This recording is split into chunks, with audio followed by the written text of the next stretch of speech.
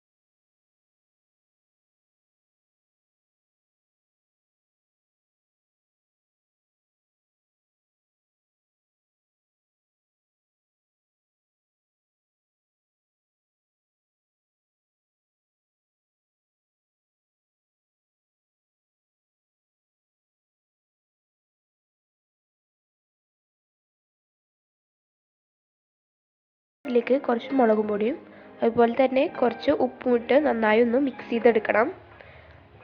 നമ്മൾ ഓൾറെഡി ഉപ്പിട്ടതാണ്, അതുകൊണ്ട് കുറച്ചിടാനേ പാടുള്ളൂ. അപ്പോൾ ഇത്രയേ ഉള്ളൂ. ഇതപ്പോൾ നമ്മുടെ ഫ്രഞ്ച് ഫ്രൈസ് ഇവിടെ റെഡി ആയിരിക്കുകയാണ്.